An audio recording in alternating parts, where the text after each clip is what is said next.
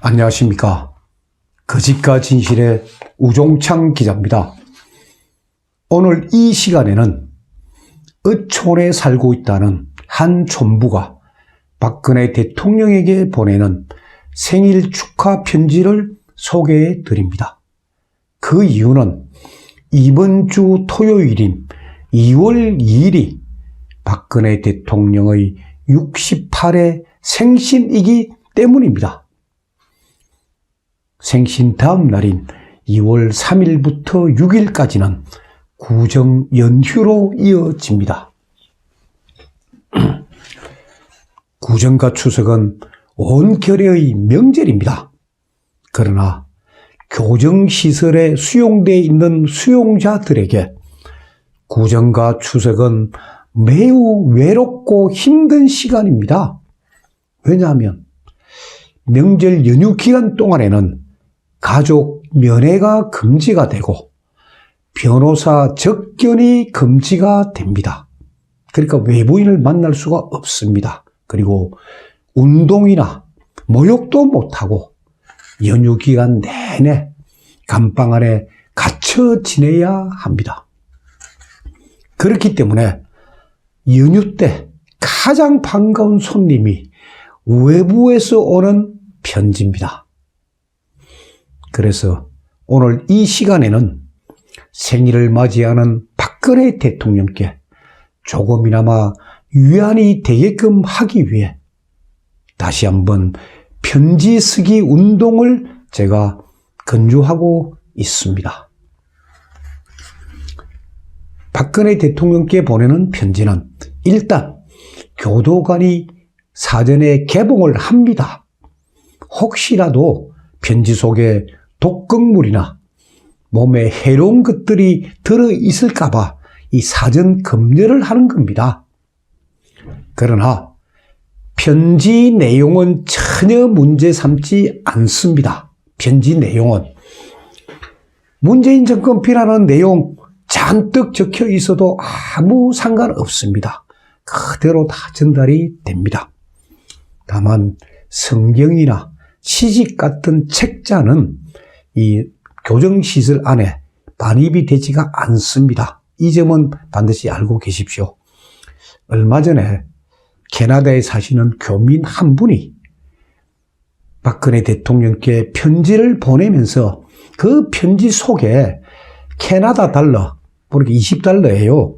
캐나다 달러를 동봉을 했었던 모양입니다. 그러다 보니까 그 편지가 다시 캐나다로 반송이 되었습니다. 그래서 그분이 그 편지를 그대로 저한테 보내주셨더라고요. 그래서 제가 20달러는 빼고 편지만 제가 구치소로 다시 보내드렸습니다. 자, 그런데 문제는 편지는 쓰고 싶은데 어떻게 써야 할까?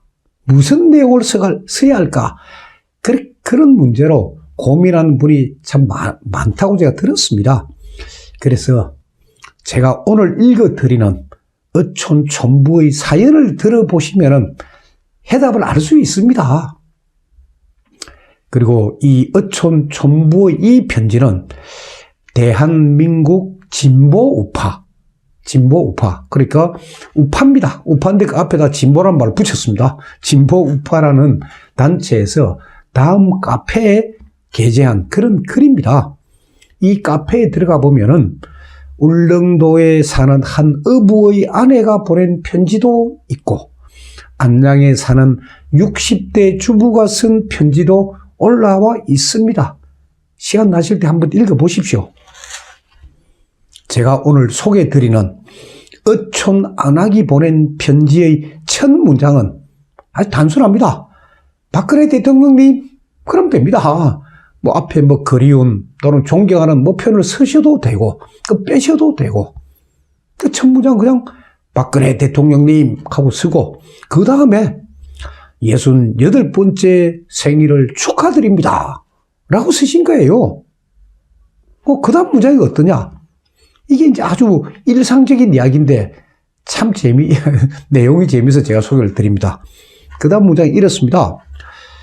그림 그리는 솜씨가 없어서 글로서 요리를 하여 생신상을 차려드립니다.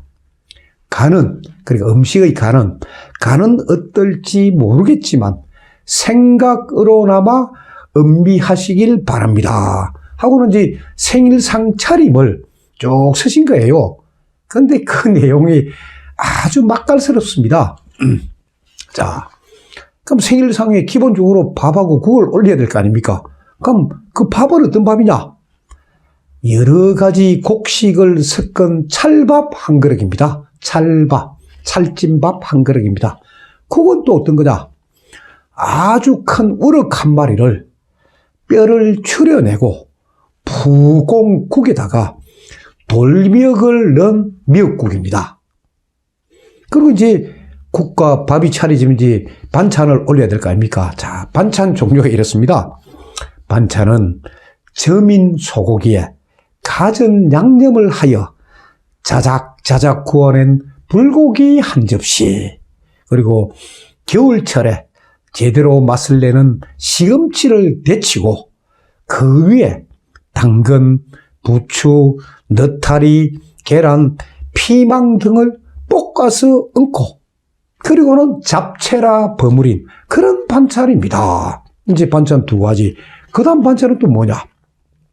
여기에 갖은 고명을 얹어서 쪄낸 도미찜. 근데 이 도미찜은 큰 걸로 한 마리 하고, 그 다음에 짭조름한 오징어 젓갈에, 그리고 가자미 식혜, 그리고 된장을 넣고 푹 삶은 무청 한 접시, 그리고 김장김치, 마지막으로 후식으로는 단술하고 수정갈을 올려놓은 겁니다. 제가 이 편지를 읽으면서 이 생일 잔치상이 머릿속에 그림이 선하게 들어옵니다. 도미찜 큰 걸로 한 마리, 그 고명, 그 달걀, 노란자위, 그 얇게 쓰는 그 고명 얹은 거, 그 다음에 자작자작 구워낸 불고기 한 접시. 자, 눈에 선합니다. 편지는 이렇게 쓰시면 됩니다. 내 생활 주변의 이야기. 그렇게 예를 들어가지고, 손주들하고 즐겁게 지낸 이야기, 놀이터 갔다 온 이야기, 뭐 그런 이야기들, 또 오손도손 재밌게 지내는 내 가족 이야기, 그리고 또 제가 이 거짓과 진실 방송에서 한번 소개해 드린 바가 있지만은 요즘 유행하는 청와대 유머들, 그러니까 웃음을 줄 수 있는 그런 이야기를 쓰면 됩니다. 무거운 주제로 뭐 쓰실 필요는 없습니다. 그러니까 시청자 여러분들께서 옛날에, 그러니까 중학교, 고등학교 다닐 때 그 연말에 국군 장병 아저씨께 위문 편지 쓴 그때의 기분으로 그 가벼운 마음으로 쓰시면 됩니다. 그리고 뭐 컴퓨터 자판으로 하셔도 되고 자필로 하셔도 됩니다. 이런 편지를 자주 쓰시면은 치매에도 예방이 됩니다. 이 편지를 쓰시면서 시청자 여러분들은 이런 점을 딱 생각하십시오. 내가 보낸 편지를 박근혜 대통령이 읽으면서 얼굴에 미소를 확 띄우고 있더라. 그런 모습을 상상하면서 아주 재미있는 그런 편지. 그러니까 밝은 이야기, 희망을 주는 이야기, 감동을 주는 이야기들, 그런 이야기들 쭉 쓰시면 됩니다. 모르시면은 요즘 카톡방이나 단톡방에 돌고 있는 그런 재미난 감동적인 이야기들, 그거 그대로 소개하시면 됩니다. 대통령님, 이런 이야기도 있습니다. 라고 써주시면 됩니다. 제가 교정본부에 확인을 해보니까 박근혜 대통령은 2달 전까지만 하더라도 하루에 40통 내지 60통의 편지를 받아보았다고 합니다. 어떤 날은 편지가 100통을 넘어간 적도 있다고 합니다. 그러니까 대통령은 이 편지들을 통해서, 태극기 애국 국민들이 보내주는 이 편지들을 통해서 바깥 소식을 듣고 있는 겁니다. 그리고 대통령은 이 편지가 이제 쌓이면, 10,000통 이상 쌓이면은 다 구치소 밖으로 내보내가지고 보관을 하고 있다고 합니다. 박근혜 대통령은 태극기 애국 국민들이 보낸 편지는 다 읽고 계신답니다. 다만 답장은 하지 않고 있습니다. 저도 여러 차례 편지를 보냈지만은 직권 파기를 위한 의견서도 제가 그 구치소에 다 넣어드렸지만은 뭐 답장은 저도 받은 적은 없습니다. 대통령은 자신의 어떤 고통을 알리지 않고 그냥 인내하고 지금 계시고 있을 따름입니다. 아마 오는 5월 내지 6월쯤에 대통령 신상에 좋은 조짐이 있을 것으로 제가 지금 듣고 있습니다.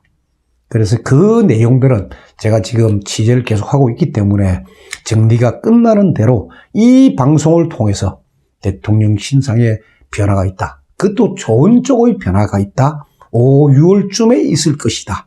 하는 내용을 제가 구체적인 근거를 갖고 설명을 해 드리도록 하겠습니다.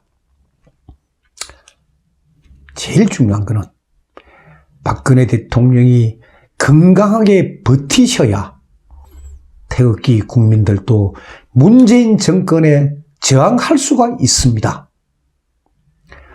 많은 편지를 보내는 것이 박근혜 대통령께 힘이 됩니다. 이 방송을 보고 그리고 오늘 밤에 서셔가지고 내일 우체국에 그냥 빠른 우편, 그리고 하루 만에 들어간 빠른 우편을 보내면 모레쯤 다 받아보실 수가 있습니다. 그리고 대한애국당은 이번 토요일 2월 2일 토요 태극기 집회는 오후 1시 반부터 서울역 앞 광장에서 개최를 하고 난 뒤에 그리고 장소를 서울구치소로 옮겨서 오후 4시부터 서울구치소 앞에서 태극기 집회를 연다고 합니다. 저도 이번 토요일은 서울구치소 앞까지 따라가서 구치소 밖에서 외치는 태극기 집회 소리를 듣고 그 장면을 시청자 여러분들께 보여드리도록 하겠습니다. 감사합니다.